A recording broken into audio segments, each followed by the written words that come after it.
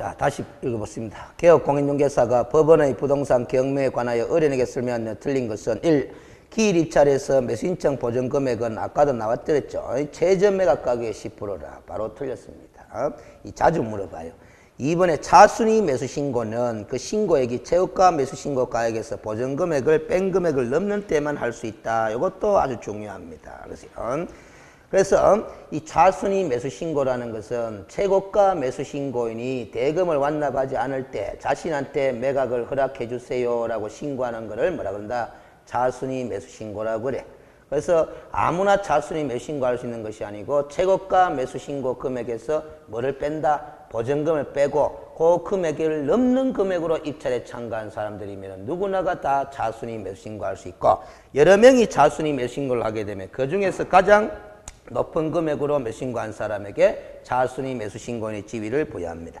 3번 매수인은 매각대금을 다 낸 때에 매각의 목적인 권리를 취득합니다. 그래서 경매 목적 부동산에 대한 소유권을 취득하는 시점은 언제다? 매각대금을 완납한 때라. 더불어서 매각대금을 완납하기 전까지는 채무자는 자신의 채무를 다 변제하고 경매 절차를 취하할 수가 있습니다. 경매 취하할 수 있는 데드라인이 언제까지다? 매각대금 완납하기 전까지. 4번에 가압류채권에 대항할 수 있는 전세권은 이렇습니다. 가압류채권에 대항할 수 있는 전세권은 가만 이 전세권이 선순위다라는 거잖아. 그 선순위의 전세권은 가만히 있으면은 뭐다? 인수되는 거고 배당 요구를 하면은 매각으로 소멸된다라는 소리입니다. 알겠어요? 자, 우리가 요것도 좀 알아야 됩니다. 경매 목적 부동산에 대해 권리 분석의 기본 틀을 좀 기억해 놔요. 자, 봐봐. 말소 기준 권리 가는 게 있습니다. 말소 기준 권리를 기준으로 그 앞에 설정된 권리는 전부 다 뭐 인수. 알겠어요? 말소 기준 권리보다 뒤에 있는 권리들은 전부 다 뭐 소멸 이렇게 생각하면 돼. 알겠습니까? 인수라는 것은 매수인이 부담으로 따는다는 거고 소멸은 배당 받아간다라는 소리가 되는 거예요. 순위에 따라서.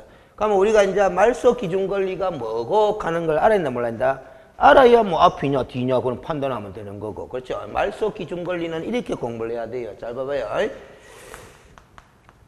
건저당권을 포함해서 저당권 하세요. 압류 알겠어요. 가압류를 포함해서 알겠어요. 그리고 담보 가등기 알겠어요. 이렇게 공부하면 돼요.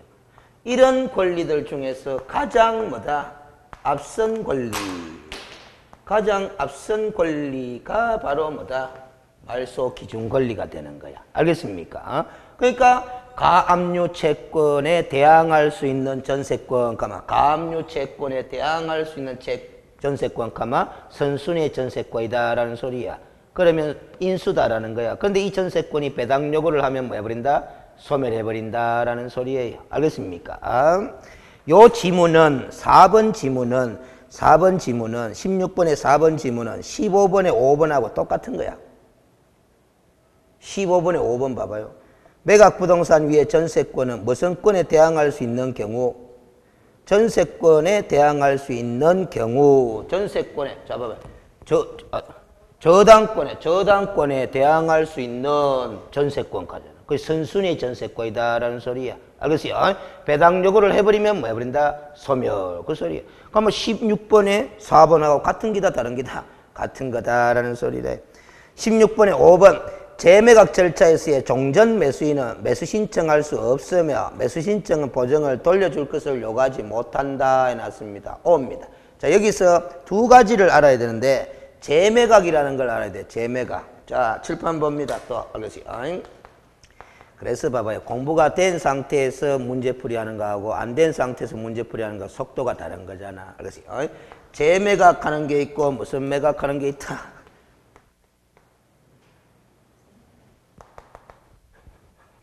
짝대기 하나 없고 있고 차이라요. 알겠어요? 재매각과 세매각 용어를 구별해야 한다. 해야 된다라는 겁니다. 일단 여러분들은 다 이렇게 들어둡니다. 이거든 매각 절차를 다시 하는 거야. 이거든 매각 절차를 다시 한다는다. 다시 진행하는 건 똑같아요. 자, 이걸 외웁니다.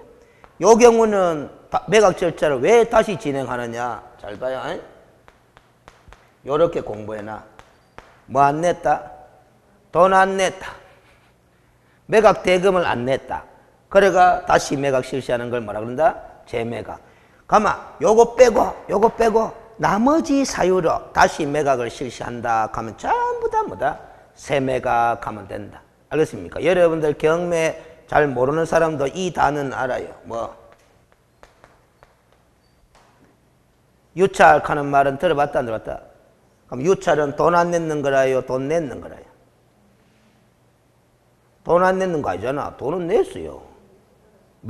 돈 내고 매수인 보증 내고 떨어진 거 아니고. 그래서요. 떨어진 게 아니고 정확하게는. 네. 유찰이라 하는 거는 알지? 최저 매각 가격 이상으로 입찰에 참가한 사람이 있다 없다? 없다라는 거예요. 에? 최저 매각 가격 이상으로 입찰 서류 낸 사람이 있다 없다? 없다라는 거예요. 알겠어요? 누구나가 다 입찰표 낼 때는 최저 매각가 이상으로 적어 넣어야 되잖아. 근데 어느 한 놈도 최저 매각가 이상으로 적어 내는 사람이 있다 없다? 없다라는 거예요. 그러면 법원이 매각을 허락할 가격이 있나? 없잖아요. 그런 걸 뭐라 그런다? 유찰이라 그래. 알겠습니까? 돈 안 내는 거 아니지? 뭐다? 다시 매각 실시하는 거다. 알겠습니까? 그 세매각이라고 그럽니다. 알겠어요? 농지를 경매로 뭐 매수할 때는 농지증 제출해야 한다? 해야 됩니다. 농지증 발급 대상이라요. 알겠습니까? 그런데 농지증을 법원에 제출 못해가 매각 불허가 결정이 나면은 다시 매각 실시하거든? 무슨 매각이다? 에이, 농지증 안 낸 거는 돈 안 내는 거 아니잖아. 세매각이야. 알겠어요? 또 하나 할까? 입찰에 참가할 수 없는 사람이 입찰에 참가해가 뭐다? 최고가 매수 신고인이 돼버렸어. 알겠어요? 그게 뒤늦게 드러나버렸어. 매각 불허가 결정납니다. 다시 매각 실시합니다. 뭡니까? 세매각이다. 세매각을 실시하는 이유는 여러 가지가 많아. 근데 요 경우는 뭐다? 매각 대금, 매각 잔금 가잖아, 잔금. 그걸 안 냈을 때 다시 매각 실시하는 걸 뭐라 한다? 재매각, 그렇게 이야기를 합니다. 그 외에는 전부 다 뭐 세매각이래. 알겠어요? 자, 응용력 또 한번 테스트 합니다. 야, 이러고 40분까지 못 가는데. 자, 봅니다. 유찰하는 거 아까 설명했잖아? 왜 유찰됐을까?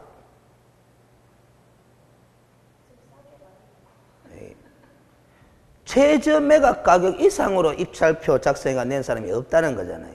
그러면 그 법원이 정해가 공고한 최저 매각 가격이 뭐 비싸다라는 거예요.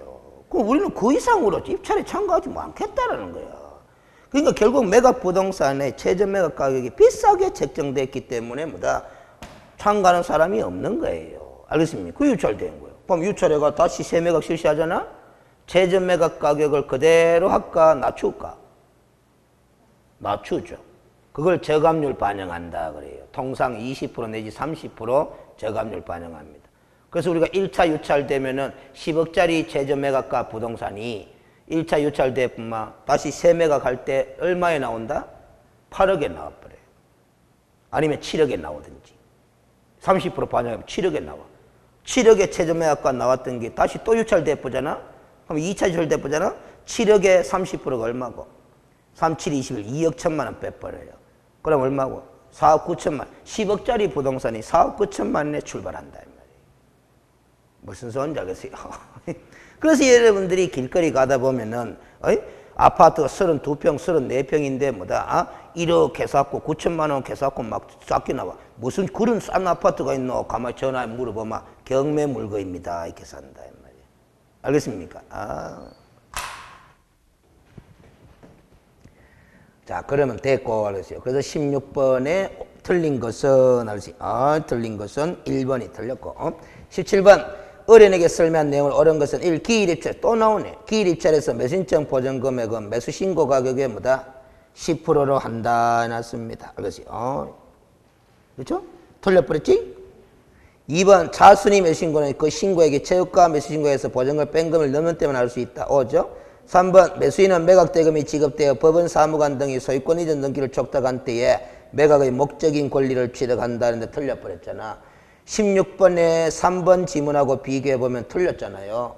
매각대금을 다 낸 때에 소유권을 취득하는 거잖아. 그래서 17번에 3번은 틀려버렸고 4번 매각 결정이 확정되면 매수인은 법원이 정한 대금 지급 기일에 대금을 지급합니까? 기한에 지급합니까? 기한 돌렸고 재매각 절차에서 종전 매수인은 매수인증 한다 뭐 한다? 뭐 한다? 이따까지 틀려버렸네. 그래서 옳은 것은 뭐다? 2번이네요. 그렇죠? 근데 이 17번 문제와 16번 문제 비교하면 비슷하다 안 비슷하다?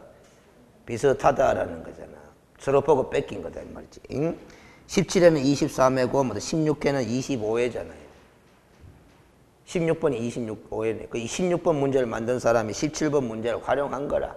일부 지문만 바꾼 거지. 그래서 맞죠? 그 다음 18번 문제 봐봐요. 매수신청 대리인으로 등록된 개업공인중개사가 매수신청 대리의 위임을 받은 경우 그 업무에 관한 설명을 틀린 것은 해놨는데 결국 경매 문제입니다. 1. 매수신청인은 대법원 규칙이 정하는 바에 따라 집행법원이 정하는 금액과 방법에 맞는 보증을 집행관에게 뭐한다? 제공해야 된다 해놨습니다. 이게 뭔 소리입니까? 매수신청 보증금을 제출해야 된다 이 소리야. 알겠어요? 그 법원이 정하는 금액과 방법에 맞는 보증하잖아. 그 매수신청 보증금을 제공해야 된다 그 소리다. 그래서 2번 차순임의 신고는 그 신고에게 체육감의 신고에게서 보증금을 뺀 금액을 넘는 때만 할 수 있다. 그렇지. 3번 공유물 지분이 경매되는 경우 공유자는 매각기일까지 보증을 제공하더라도 최고가 매수신고 가격과 같은 가격으로 채무자의 지분을 우선 매수신고하겠다는 신고를 할 수 있어요 없어요?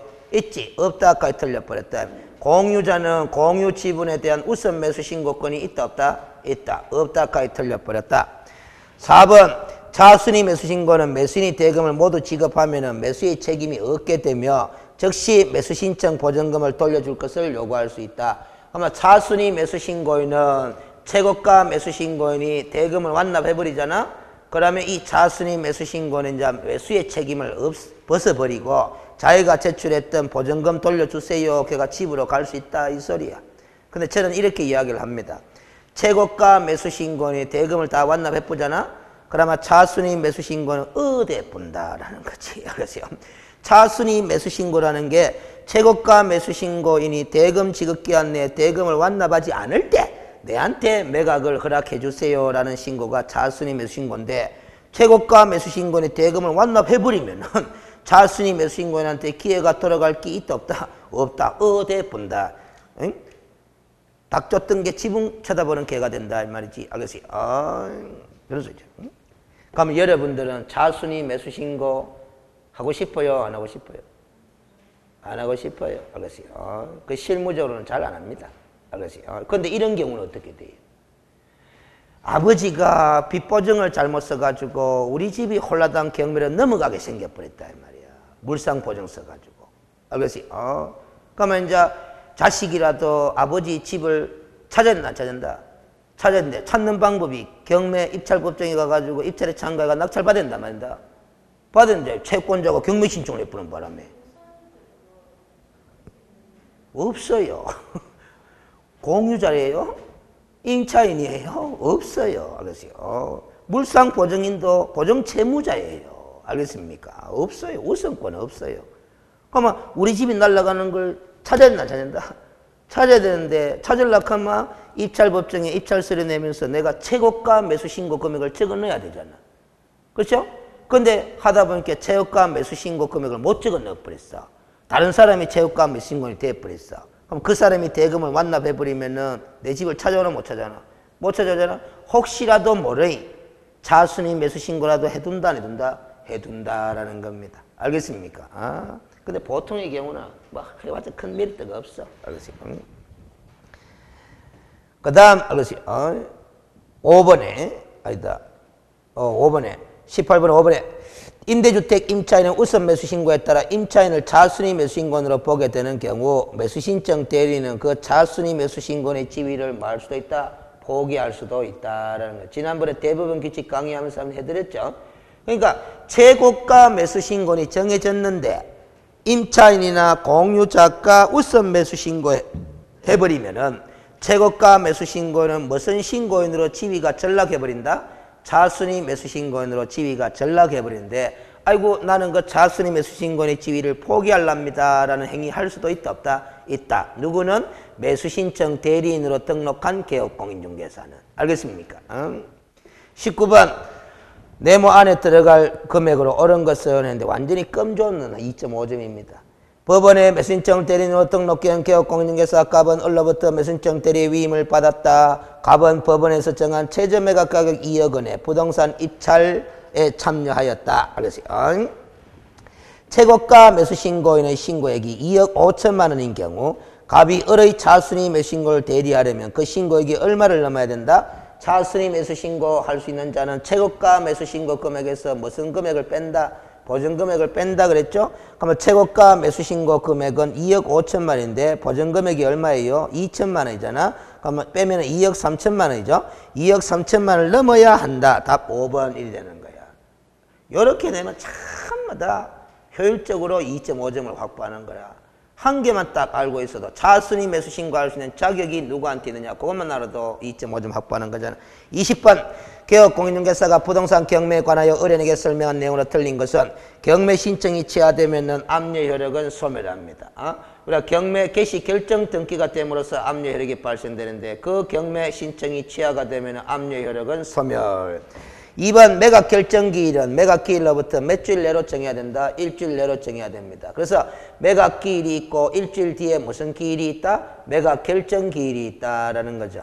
이 매각 결정기일에 매각을 허가할 것인가 불허가할 것인가 그걸 결정하는 날입니다. 3번 기일 입찰에서 매수인증 보증금액은 최저 매각 가격의 10%란다.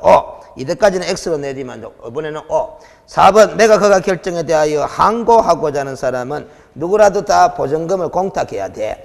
최저 매각 가격의 10%가 아니라 이때는 이미 매각 대금이 얼마다 하는 게 정해졌기 때문에 매각 대금의 10%를 보증금으로 공탁해야 됩니다. 매각 대금입니다. 최저 매각 가격이 아니고 항고 보증금하고 매수 신청 보증금 구별해서 다뤄라 이 말이에요. 그 다음 재매각 절차에는 종전에 정한 최저 매각 가격 그 밖의 매각 조건을 그대로 적용을 합니다.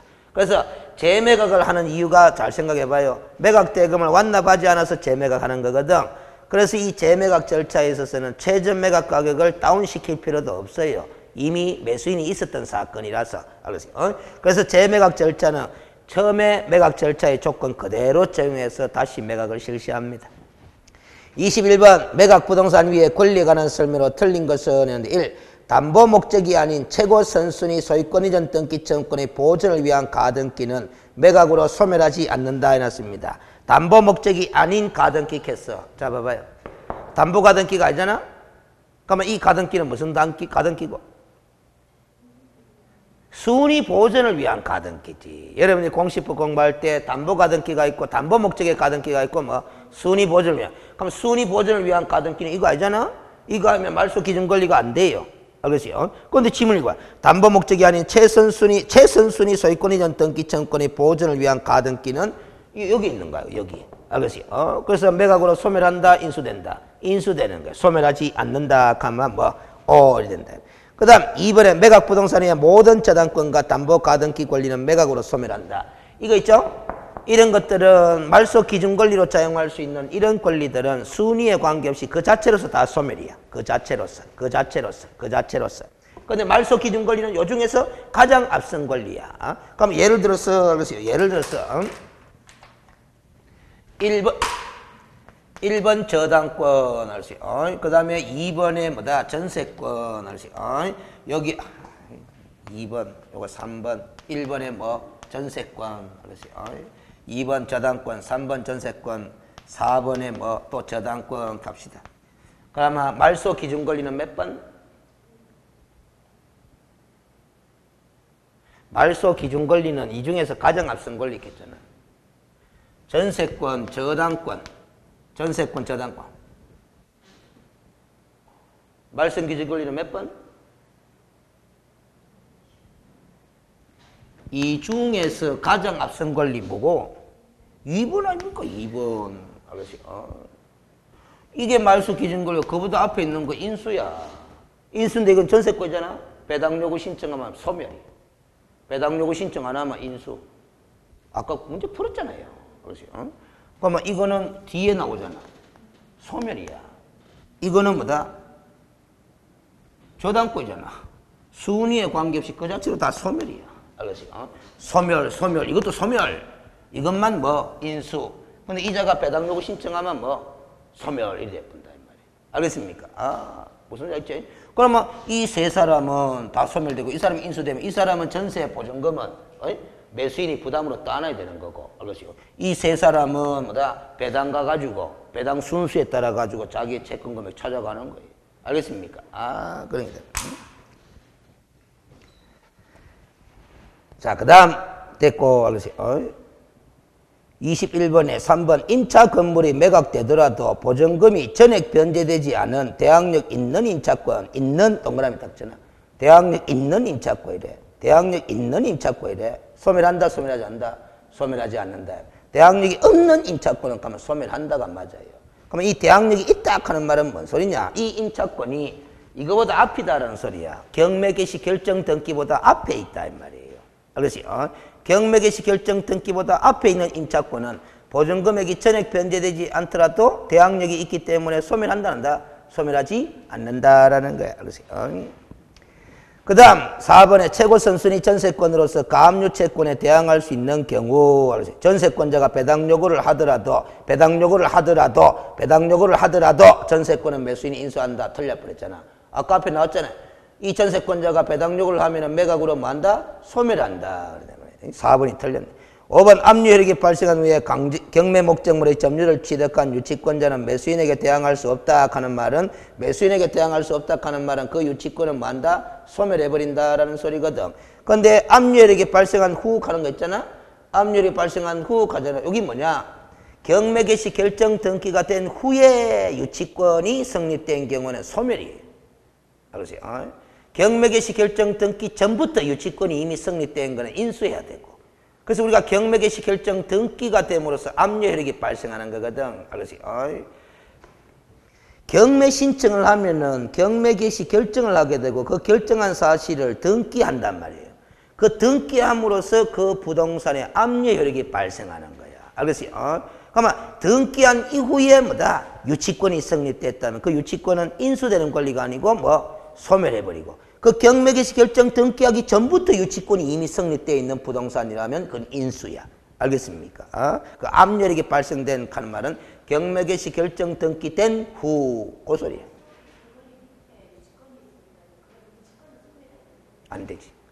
이 말소 기준권, 이거는 바로 뭐다? 이미 경매일 때 그런 거야. 그 좀 차이가 있어요. 알겠어요? 그 예를 들어서 봐봐요. 이런 경우잖아. 저당권이 1번으로 딱 설정이 돼 있어. 등기부상으로. 근데 그 이후에 2번으로 뭐다? 등기는 안 돼 있지만, 알겠어요? 유치권이 뭐다? 성립돼 버렸다라는 소리입니다. 알겠습니까? 그러면 저당권보다 뒤에죠? 소멸되겠어? 안 되겠어요? 안 됩니다. 이거 인수입니다. 알겠어요? 왜 인수냐? 3번에 뭐가 나온다? 여기.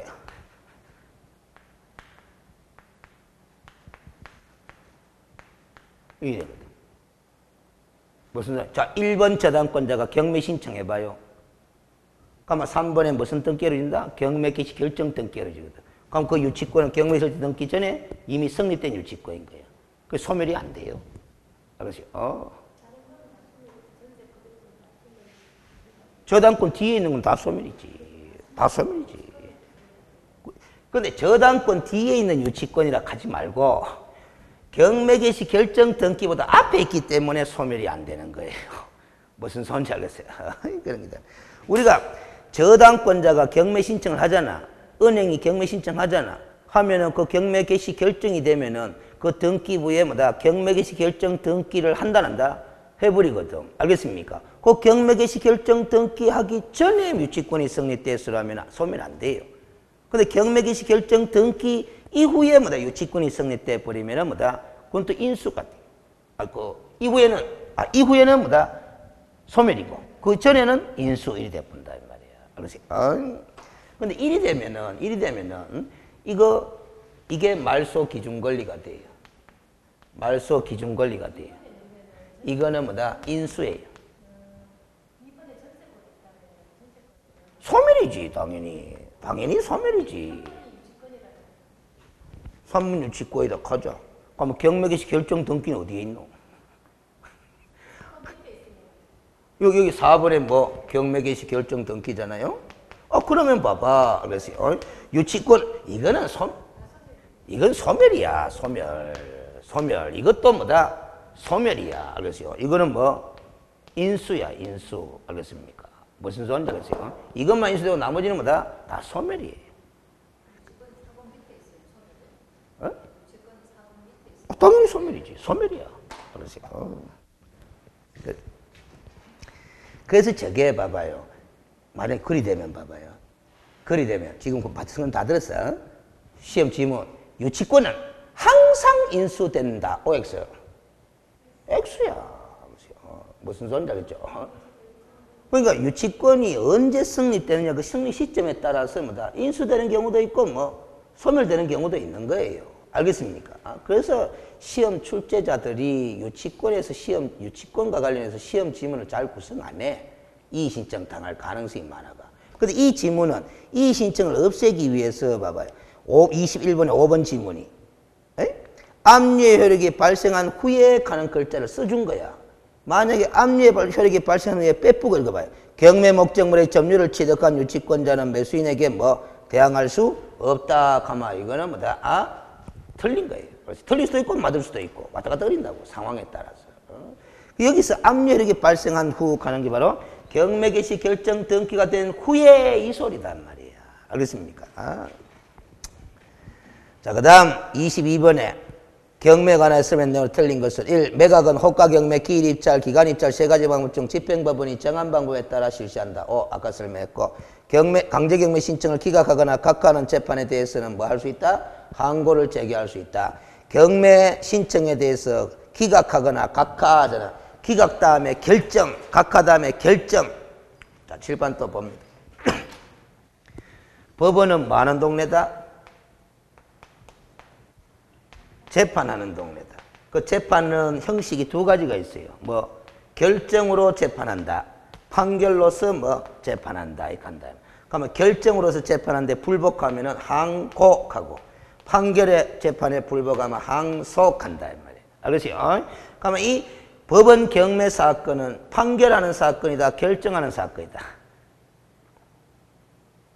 경매도 사건이다. 사건 아니다. 사건이다. 그 경매 사건은 법원에서 재판해야 될 거 아닙니까? 결정으로 한다, 판결로 한다. 결정으로 하는 거야. 그 결정에 불복할 때는 뭐 한다? 항고. 그럼 항고할 수 있다. 오다. 이 말이야. 알겠습니까? 기각 결정, 각하 결정에 대해서는 뭐 할 수 있다? 항고를 제기할 수 있다. 이 소리야. 알겠습니까?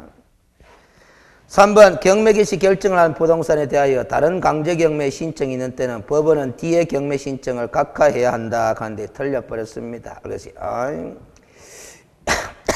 이게 몇 회고 28회구나. 또 이런 현상이 발생했네. 작년 28회 시험에 또 이때까지 안 묻던 거 참 물었네. 3번. 하도 자주 묻다 보니까 낼 거리가 없으니까 또 새로운 지문을 끼워 넣었어요. 자, 3번 번호변 쪽에다가 그래서 여러분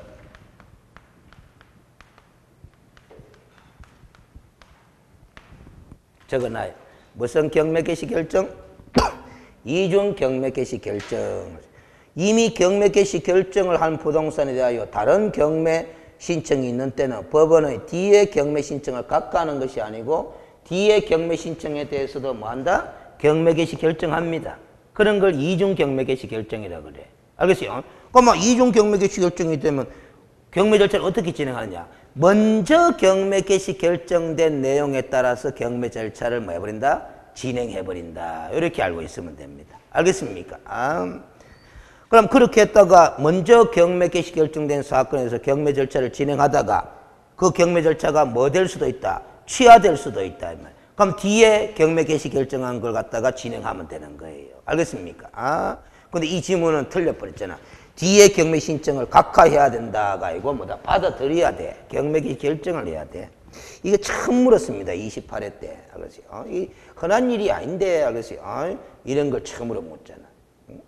4번 경매 신청이 취하되면 압류료는 소멸한다. 아까 나왔고 5번 매각허가 결정에 대하여 항고를 하고자 하는 사람은 매각대금의 10%에 해당하는 보증금을 공탁해야 돼. 이거는 매각대금의 10%. 아까는 뭐 최저 매각 가격의 10% 걔가 틀렸고 이거는 이제 또 매각대금의 10% 걔가 5. 알겠어요?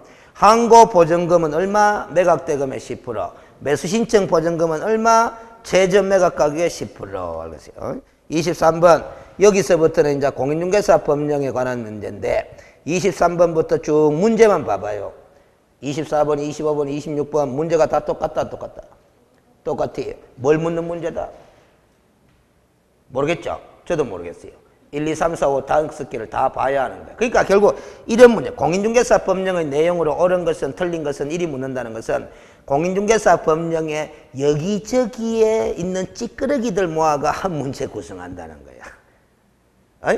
한 문제거리가 되지 못하는 것들, 찌끄러기들 모아가 한 문제 구성한다는 게 이런 것도 한 두 문제 정도 나옵니다. 알겠어요? 이게 종합 문제라 하는데 알겠어요? 이런 문제 풀려고 하면 결국 골고루 또 공부를 해야 되나 안 되나? 해야 되는 거야. 알겠어요?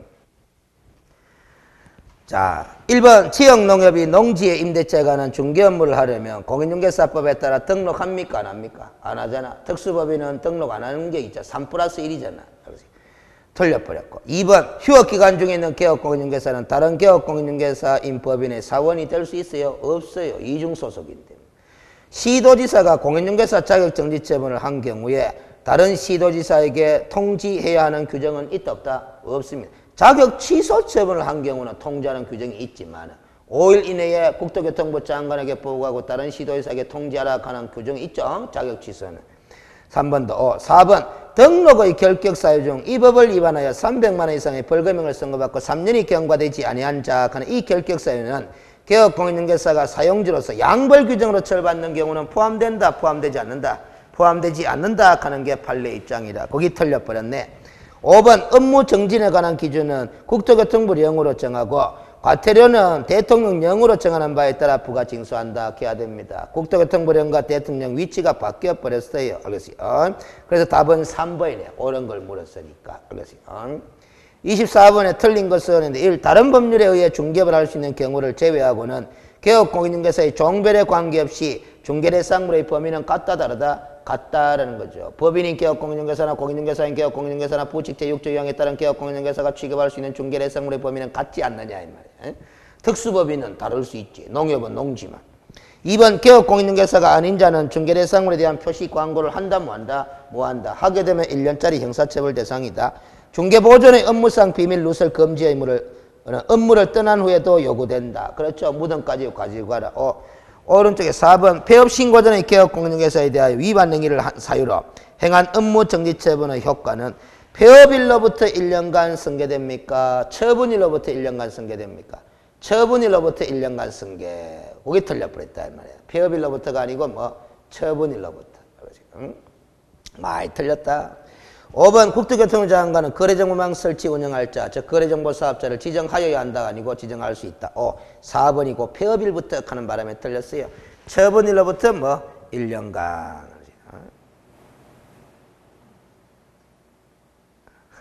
칠판.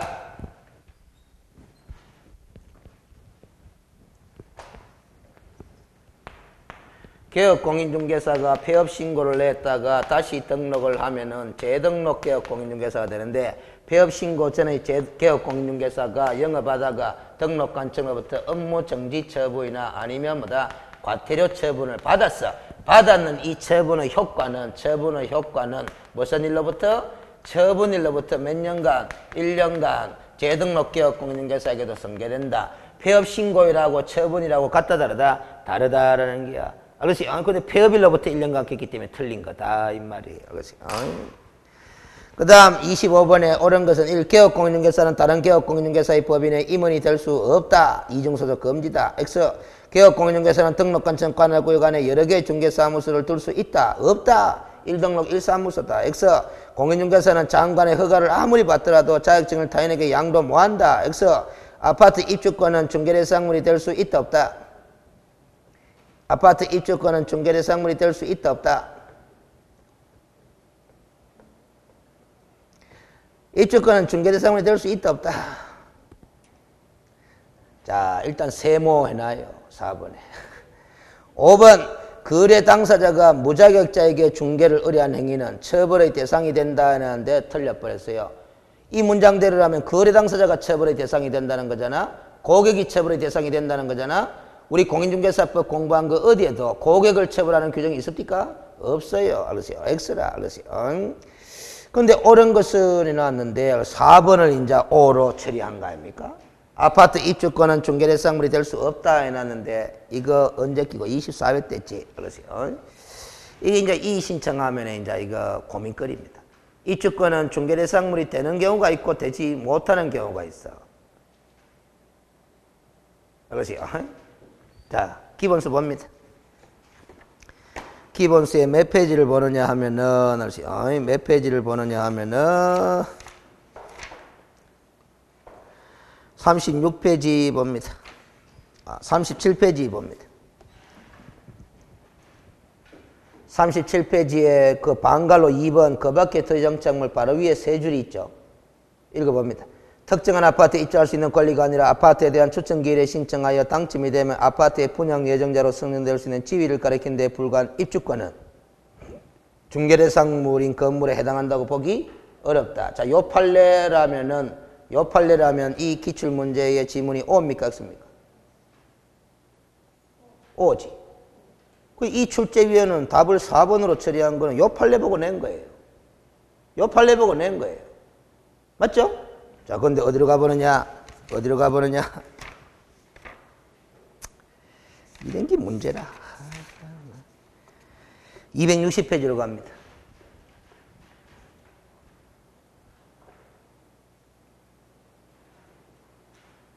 260페이지에 부동산 거래 신고 대상이 계약의 범위가 표 밑에 3번에 나가 있죠? 나를 읽어봅니다. 나. 도시 및 주거환경 정비법 제48조에 따른 관리처분 계획의 인가 및 빈집 소규모 주택 정비에 관한 특례법에 따른 사업시행계획 인가로 취득한 입주자로 승인된 지위. 이게 무슨 권? 입주권. 이 입주권의 매매 계약도 실거래가 신고 대상이다. 대상이다. 그럼 이게 실거래가 신고 대상이면 중개대상물도 된다, 안 된다? 입주권 매매 계약을 개업공인중개사가 중개했으면 개업공인중개사 보고 실거래가 신고하라는 거잖아요. 그럼 입주권의 매매 계약은 실거래가 신고 대상이다 하면은 그것도 중개대상물이 된다, 안 된다? 된다. 이 입주권이 아파트 입주권일 수도 있다, 없다? 있는 거지. 그럼 이 법조문대로라면 아파트 입주권은 중개대상물이 될 수 있나, 없나? 있지. 무슨 소리인지 알겠어요? 그래서 알겠어요. 자, 봐봐요. 세모한 이유가 시험 출제를 이렇게 하면 이 신청 들어온단 말이에요. 아파트 입주권은 이렇게 쓸 게 아니고 시험 출제할 때 그냥 입주권 가면 안 되고 도시 및 주거환경정비법에 따라 관리처분 계획의 인가를 받아 입주자로 선정된 지위는 중개대상물이 될 수 있다 없다 이렇게 물어야 되는 거야. 거기다가 특정한 아파트에 입주할 수 있는 권리가 아니라 추천기일에 신청하여 당첨이 되면 아파트의 분양 예정자로 선정될 수 있는 지위를 가리키는 데 불과한 입주권은 중개대상물이 될 수 없다. 이렇게 앞에 문장을 붙여줘야 돼요. 그냥 입주권 가면 안 된단 말이야. 알겠습니까? 무슨 소리인지 알겠지? 응?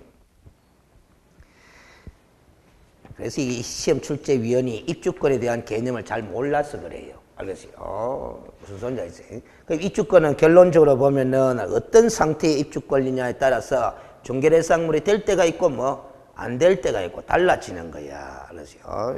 그런 게다. 이렇게 되면 오류가 된단 말이야. 안 나온다니까. 알겠어요? 꼭 보면은 알겠어요? 자, 수업 마치고 제가 알겠어요? 1회 이거 8회잖아. 1회 걸 다시 비줄게요.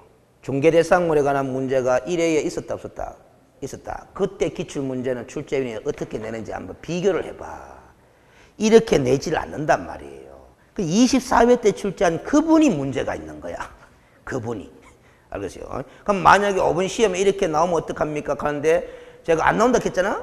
근데 만약에 24회 때 기출한 이분이 5분 시험에 들어갔어. 그럼 나오지 뭐. 방법 없어요. 알겠어요? 그런데 안 나올 수도 있어요. 왜? 그분이 24회 때 출제한 그분이 그렇게 냈지만 그때 24회 때 이 4번 지문 갖고 이 신청 많이 들어오더라. 그래 그 이후로 공부를 했을 수도 있다 없다. 있다. 그러면 그렇게 안 내지. 알겠어요? 그래 이 기출문제의 오류까지도 제가 다 설명을 해드리려니까 힘들어 죽겠다 이 말이에요. 알겠어요? 분명히 오류가 있는 거예요. 그래서 여러분들이 시험 치고 나면 이 신청하는 문제 많고 또 복수 정답 처리되는 문제도 있고 그런 거 아닙니까? 26번 옳은 것은 1. 무자격자가 우연한 기회 단 1의 거래행위를 중개한 경우 과다하지 않은 중개 수수료 지급 약정도 무효이다 해놨습니다. 단 1의 거래행위를 중개한 경우에 불과해. 중개업을 한 거다. 중개행위를 한 거다. 중개행위를 한 거다. 따라서 과다하기나 말기나 간에 중개 수수료 지급 약정은 무효가 된다 안 된다? 당연히 무효라고 볼 것은 아니다. 업으로 한 것이 아니기 때문에. 2번 지역농협이 중개를 할 때는 2천만 원 이상이 아니고 1천만 원 이상. X 3번 손해배상 책임을 보장한 공탁금은 폐업한 날로부터 3년이 경과해야 해소할 수 있다. X 공인중개사가 자신 명의 중개사무소에 무자격자로 하여금 자금을 투자하고 이익을 분배받도록 하는 정도만 갖고는 증을 대여했다고 간다 못 간다? 못 간다라는 것이 틀렸고 분사무소 한 개를 설치한 법인인 개업 공인중개사가 손해배상 책임의 보장을 위해 공탁만을 하는 경우 주사무소에 총 얼마? 3억 원 이상을 공탁해야 된다. 오네. 그렇지. 주사무소에 원래 원칙적으로 2억 원 이상에다가 분사무소 설치할 때마다 한 개 설치할 때마다 얼마를 1억 원 이상을 추가로 설정하니까 그렇죠. 5번이 오다. 27번 봅니다.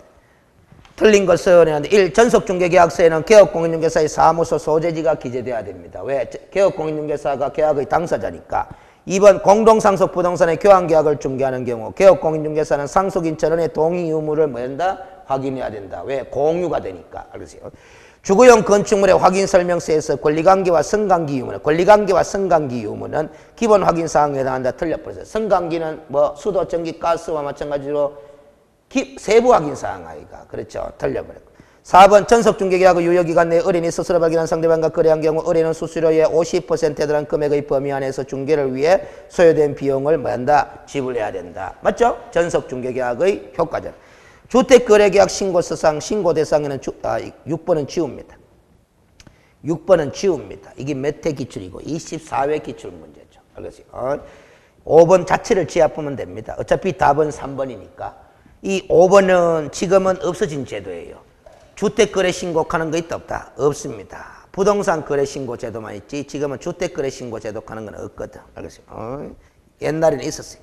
자, 28번 개업공인중개사의 의무에 관한 설명을 옳은 것을 모두 골라라. 기업 등록한 인장을 변경하면 변경으로부터 7일 내에 변경 등록해야 됩니다. 기업 니은 개업공인중개사는 중개 완성 시에 손해배상 책임의 보장에 관한 주요사항을 설명도 해야 되고 관계증서4번도 교부까지 해야 되는데 설명하면 되고 교부는 안 해야 된다. 니은은 X. 알겠어요? D가 전속중개계약을 체결한 경우 2주일에 1회 이상 업무 처리 사항을 문서로 통지해야 된다. O. 알겠어요? 개업공인중개사가 작성한 일반 중개계약서는 3년간 보존해라 하는 보존기간 규정이 있다 없다? 없습니다. 따라서 O는 기업과 뭐 D가 답 2번이 됩니다. 그 다음 29번 옳은 것은 모두 몇 개인가? 첫 번째 협회가 지부를 두는 경우는 시도지사에게 인가를 받아야 되는 게 아니고 인가가 아니고 뭐다? 신고입니다. 신고. X. 두 번째, 개업공인중개사는 소속공인중개사의 자격증 사본을 사무소에 게시해야 된다. 사본을 게시하는 것이 아니고 뭐 원본. X. 거래정보망을 설치 운영할 자는 국토교통부 장관의 지정을 받아야 된다 하는데 지정 안 받고도 뭐 거래정보망을 설치 운영할 수 있다 없다? 있습니다. 그래서 X. 알겠어요?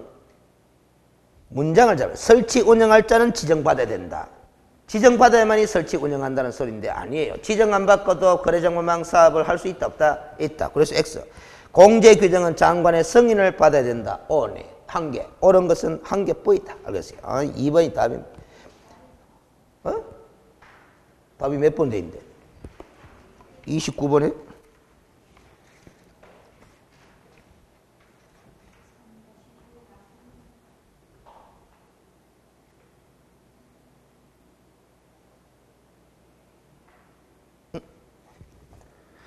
해설을 한번 봅시다. 유권해석을 소개해놨네.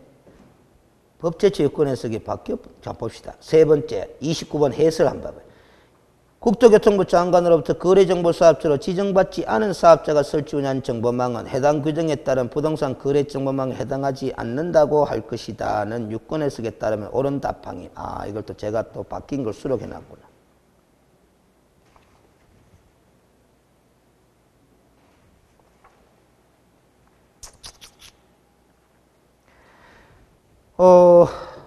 지정받지 않은 사업자가 설치 운영하는 정보망은 해당 규정에 따른 부동산 거래 정보망에 해당하지 않는다고 할 것이다.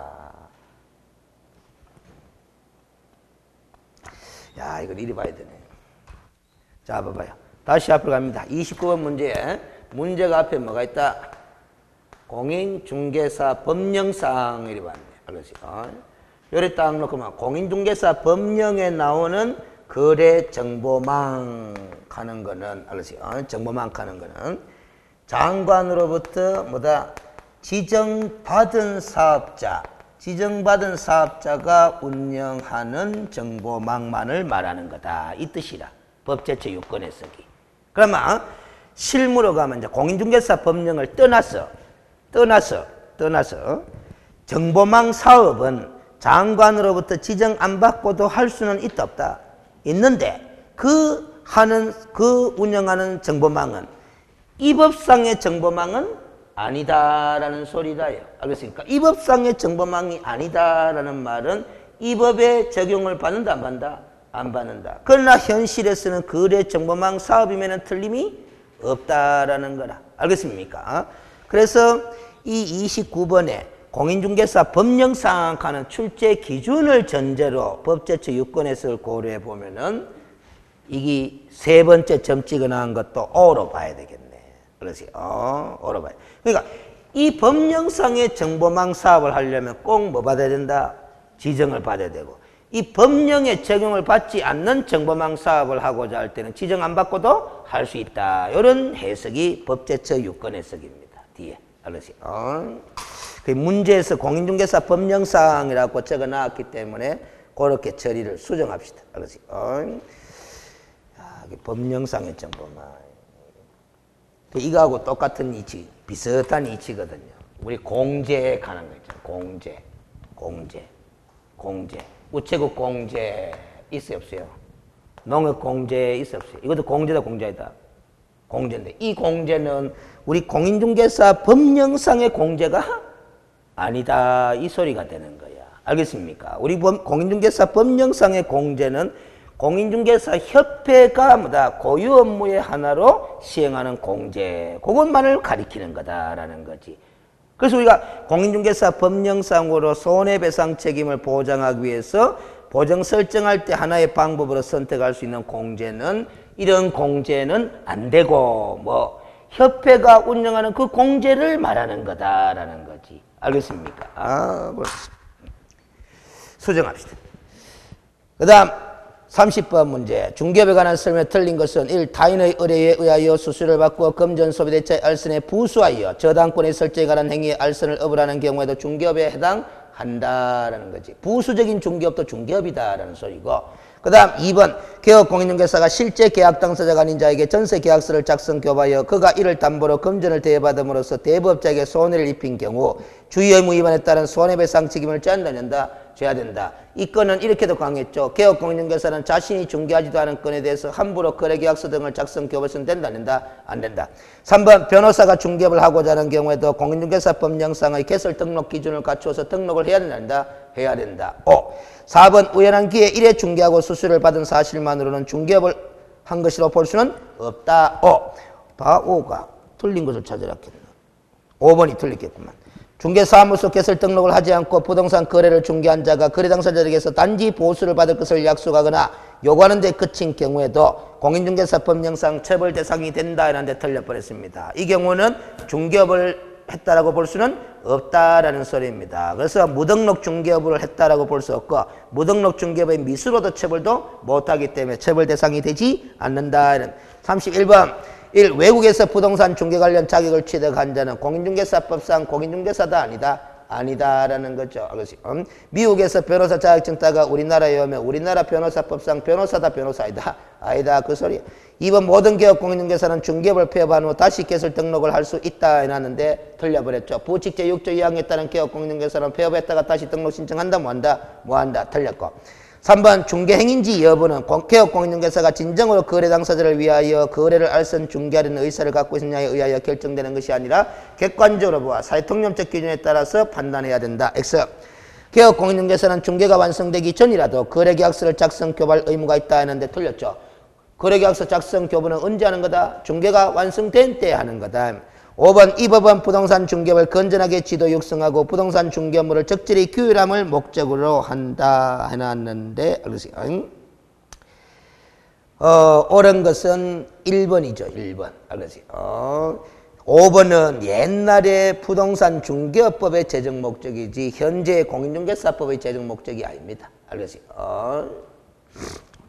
그 다음 32번 OX를 바르게 표시한 것을 했는데 기억은 법인인 개업 공인중개사는 토지의 분양 대행 업무 할 수 있어 없어요? 없어. 상업용 건축물 및 주택의 분양 대행할 수 있지. 그러면 기억은 X. 답은 1, 2, 3번 중에 하나. 니은 법인이 아닌 개업 공인중개사는 부동산의 개발에 관한 상담을 하고 의뢰인으로부터 합의된 보수를 받을 수 있다. 법인이 아닌 개업 공인중개사를 하면 공인중개사인 개업 공인중개사와 부칙을 말하잖아. 이 공인중개사인 개업 공인중개사와 부칙은 컨설팅을 하고 합의된 보수를 받을 수 있어 없어요? 있지? 그래서 이렇게 됩니다. 그럼 답은 1번 아니면 3번. 디귿 개업 공인중개사가 중개 보존을 해고한 때는 지체 없이 국토교통부에 영리 정하는 바에 따라 등록관청에 신고해야 된다 해놨는데 해고한 때는 고용관계 종료일로부터 10일 이내에 신고하는 거잖아. X 알겠어요. 그럼 답은 1번입니다. 리얼 개업공인중개사 갑이 인천 중개사무소를 개업공인중개사 을이 공동으로 사용하려는 경우 을은 개설 등록 신청 시 건물주의 사용승낙서를 첨부해라 하는 그런 규정은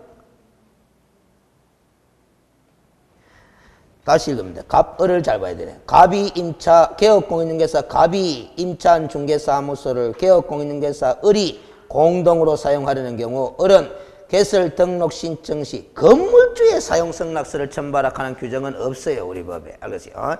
단순히 우리 공인중개사법에는 그 사무소를 사용할 권리가 있는 자로부터 사용승낙서를 첨부해라 이렇게 되어 있을 뿐이지 건물주의 사용승낙서 첨부해라 하는 규정은 없다. 그래서 다 X입니다. 다 X. 그 다음에 33번 옳은 것은 1. 폐업기간이 1년 미만인 경우 폐업신고 전의 위반 행위를 사유로 재등록개업 공인중개사에 대하여 등록 취소 처분을 함에 있어서는 뭐과 뭐를 고려해야 된다. 폐업기간과 폐업 사유를 고려해야 되는데 고려 대상이 아니다까지 틀려버렸고 2번 공인중개사법을 위반하여 200만 원의 벌금형을 선고받고 5년이 경과되지 아니한 자는 중개사무소 개설 등록을 할 수 없다 했는데 벌금형의 액수가 200만 원에 불과하면은 결격사유도 아니다. 아니다. 틀렸고 3번 휴업기간 중에 있는 개업공인중개사는 다른 개업공인중개사인 법인의 임원이 될 수 없고 4번 무자격자에게도 토지매매의 중개를 의뢰한 거래 당사자는 처벌의 대상이 된다는데 거래 당사자를 처벌하는 규정은 있다 없다? 없다. 이것도 아까 어디 나왔죠? 그렇지. 5번 유치권이 행사되고 있는 건물도 중개 대상물이 될 수 있다 없다? 있다. 이게 오네. 알겠어요. 다만 유치권의 내용에 대해서 설명해야 된다는다? 해야 된다라는 거죠. 34번 등록을 반드시 취소해야 되는 사유가 아닌 것을 모두 골라. 이 문제하고 네모가 안 맞네. 맞죠? 문제하고 네모 박스가 잘못 매치됐다. 문제하고 네모 박스가 잘못 매치됐어요. 34번하고 자 34번에 문제는 체압벌이. 문제는 체압부고 네모 박스만 봅니다. 관로 안에 제가 넣어 볼게요. 1, 2, 3, 4 지문도 안 맞네. 알겠어요? 뭔가 제가 지금 기억에 적어 넣어볼게요. 공인중개사 자격 취소 처분을 받아 자격증을 반납하고자 하는 자는 그 처분을 받은 날로부터 7일 이내에 자격증을 반납해야 됩니다. 기억에는 7일, 7자가 들어가야 됩니다. 두 번째 점, 거래정보사업자로 지정받은 자는 지정받은 날로부터 3월 이내입니다. 3월, 니은은 3월입니다. 이내에 정보망의 이용, 정보 제공 방법 등에 관한 운영 규정을 정하여 승인받아야 됩니다. 세 번째, 개업공인중개사가 보증보험금, 공제금, 공탁금으로 손해배상을 한 때는 15일 이내입니다. 15일 이내에 보증보험 또는 공제에 다시 가입하거나 공탁금 중 부족하게 된 금액을 보전하여야 한다. 이게 답이 몇 번으로 돼 있노? 34번에 3번 돼 있죠. 3번 니은 뒤끝 기억시간 니은 기억 3월 7일 15 아니네. 잘못됐네. 저는 혹시나 이렇게 문제를 냈을까 싶어서 이 기간이 긴 기간부터 짧은 기간으로 순서에 연결한 것은 그리 문제 내는가 싶은데 그것도 아니네. 하여튼 첫 번째 기억은 7일이고 니은은 3월이고 디귿은 15일입니다. 그 내용만 알면 되겠습니다. 그래서 문제가 위에다가 편집이 그리 되었군요. 35번 법령의 내용으로 옳은 것은 1. 등록관청은 개업공인중개사 등의 거래사고 예방을 위한 교육을 실시할 수도 있다. 장관도 실시할 수 있고 시도의사도 실시할 수 있고 등록관청도 실시할 수 있습니다. 1번 X 없다카요 X네. 2번 개업공인중개사는 등록관청에 사무소 이전 사실을 신고한 경우 지체 없이 사무소의 간판을 해야 된다? 철거해야 된다. 종전사무소 영업 안 하니까 간판 철거해야 되는 거 맞죠? 옵니다. 그렇죠. 답이 2번. 3번 개업공인중개사로서 폐업신고를 한 후 1년 이내에 소속공인중개사로 고용신고의 대상이 된 자는 고용신고일 전에 다시 실무교육 받을 필요 있다 없다? 없다. 업무의 연속성. 4번 개업공인중개사가 조직한 사업자단체가 공정거래법을 위반하여 공정거래위원회로부터 과징금 처분을 최근 2년 이내에 2회 이상 받은 경우 자격 취소 사유가 아니라 뭐 상대적 등록 취소 사유라요. 알겠어요? 자격 취소 사유가 아니고 상대적 등록 취소 사유라. X. 5번 중개보조는 사무소 명칭, 소재지, 연락처, 자기의 성명을 명시하여 표시 광고를 할 수 있다. 그런데 중개보조는 표시 광고 행위 한다 뭐 한다? 뭐 한다? X. 36번 각종 신고에 관한 설명을 틀린 것은 1. 개업공인중개사는 소속공인중개사와 고용관계가 종료된 때는 등록관청에 뭐 해야 된다? 신고해야 된다. 5. 국토교통부 령으로 정하는 바에 따라 하는 말은 결국 국토교통부 령에 들어가 보면 고용관계가 종료된 때로부터 10일 이내에 하는 말이 나온다는 겁니다. 2번 법인인 개업공인중개사는 대통령이 정한 바에 따라 등록관청에 신고하고 관할구역 외의 지역에 분사무소를 별도로 둘 수 있고 분사무소 설치 신고하고자 하는 데는 수수료 내야 되죠. 당의 지방자치단체 조례로 정하는 바에 따라 해야 되는데 국토교통부 령이 정하는 바에 따라 걔가 틀려버렸다. 답 3번입니다. 당의 지방자치단체 조례가 정하는 금액의 수수료를 냅니다. 4번 분사무소 이전 신고를 받은 등록관청은 분사무소 이전 전 및 이전 후 사무소 소재지를 관할하는 신고자에게 그 이전 사실을 알려줘야 된다. 왜? 모르니까. 그렇죠. 왜 모르냐? 주된 사무소 소재를 관할하는 등록관청에 신고하니까. 5번 등록관청 관할 지역 외의 지역으로 중개사무소를 이전한 경우 이전 후 등록관청의 요청으로 종전 등록관청이 송부해야 하는 서류에는 중개사무소 개설 등록 신청 시에 제출됐던 서류도 송부하는 서류에 들어간다. 등록대장도 송부하고 등록 신청 시에 제출된 서류도 송부하고 최근 1년 이내에 행정처분 및 행정처분 진행 중일 때는 그 관련 서류도 송부해야 된다. 이렇게 공부했습니다. 37번 전자문서의 방법으로 제출할 수 없는 것은 결국 인터넷상으로 신고할 수 없는 걸 찾아라 라는 소리입니다. 답이 몇 번이다? 1번입니다. 폐업신고서입니다. 폐업신고서는 왜 인터넷상으로 뭐한다? 등록증을 뭐 해야 되기 때문에 반납을 해야 되기 때문에. 나머지 2번은 지워요. 주택거래계약 신고서 하는 건 지금은 없어진 제도입니다. 주택거래 신고제는 없어졌어요. 3번 부동산 거래 신고서, 부동산 중개업의 재개 신고서, 휴업 그만해두고 이제 재개 신고한다. 그 다음에 부동산 거래계약 변경 신고서, 전부 다 전자문서 인터넷상으로 다 가능합니다. 38번 다음 신청서의 구비서류 중 원본을 첨부해야 되는 경우만을 모두 골라라. 기출문제들입니다. 전부 다 지금. 원본. 자, 기업의 폐업신고서, 등록증 원본을 반납하는 거죠. 기업 체크. 그 다음 미영 거래정보만 가입 이용 신청서, 중개사무소 등록증 원본이 아니고 뭐다? 사본을 제출해야 되고. 등록증은 원본은 사무소 내에 게시해야 되니까. D가 거래정보사업자 지정신청서 해놨는데 이때는 자격증 뭐다? 사본을 내야 되는 거죠. 원본 아닙니다. 손해배상 책임 보정 설정 신고서 가운데 보정보험증서 사본을 내는 거지. 원본은 사무소 내에 걸어놔야 된다. 그럼 원본을 첨부하는 것은 기억 하나뿐이네. 답 1번이네. 이런 것도 내잖아요. 봐봐요. 그럼 원본이냐 사본이냐 이런 것도 이따가도 물어보는데 골고루 공부 안 하고 뭐다 요약해가 공부해가 되겠나? 안 되는데 이게. 아세요? 그 제가 맨날 보면 이 과목은 뭐다 골고루 출제하는 경향을 보이고 있다. 그럼 고득점을 해야 된다. 그러면 이제 요약이 안 되는 거야, 이게. 그래도 요약해달라 합니다. 알겠어요? 그렇게 하다 보면 이 과목도 이제 한 65점, 7점 나와요. 근데 결국 평균점수 내보니까 57, 8점이가 턱 떨어져 버린대요. 저는 이거는 어디 가서 하소연도 못 합니다. 내가 30점으로 떨어지나, 59점으로 떨어지나, 59점으로 떨어졌다고 어디 가서 뭐다, 아니, 말할 수 있겠어요? 없다고요.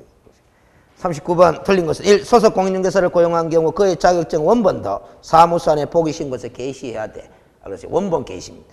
2번 법인인 개업 공인중개사의 분사무소의 경우 설치 신고 필증 원본을 분사무소 안에 보기 신고서에 게시해야 되지. 알겠어요? 분사무소에는 신고 필증, 주사무소에는 등록증 원본. 3번 개업 공인중개사가 아닌 자는 표시 광고 한다 뭐 한다? 뭐 한다. 4번 중개사무소 명칭을 변시하지 아니하고 중개대상물의 표시 광고를 한 자를 신고한 자는 포상금 지급 대상에 해당하지 않는다라는 거예요. 포상금 지급 대상에 해당하는 거는 무등록 중개업하고 부정한 방법으로 등록한 거, 정대여한 거, 그게 다 하잖아. 5번 이중으로 사무소 개별 등록한다 뭐 한다? 뭐 한다. 틀린 것은 4번이네. 40번 개업 공인중개사의 금지되어 있는 행위를 다 골라라. 기업 다른 사람에게 자기의 상호를 사용하여 중개업무를 하기 위해서는 된다 안 된다? 안 된다. 금지.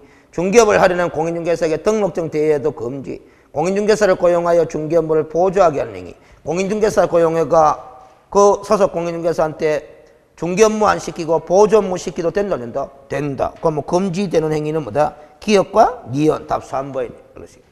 그렇지. 이렇게 처리하셔야 돼. 아, 그 거래 정보망 사업 그게 유권 해석이 있고 그 기준이 딱 있구나. 그렇지. 자, 그렇게 이제 기출 문제를 풀면서 조금씩 봐봐요. 왜 우리가 기본서 강의하면서 줄 거라 별표 표시해라 갔는지 이유가 있더라 없더라? 있더라 하는 걸 느끼는 거야. 그래서 강의하는 내용의 대부분은 뭐다? 기출 문제를 전제로 해서 이렇게 강의를 하거든.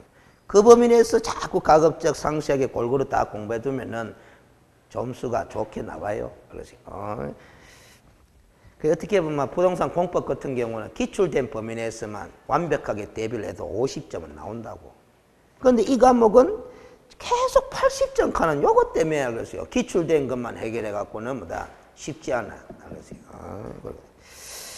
자, 오늘은 여기서 마무리 짓고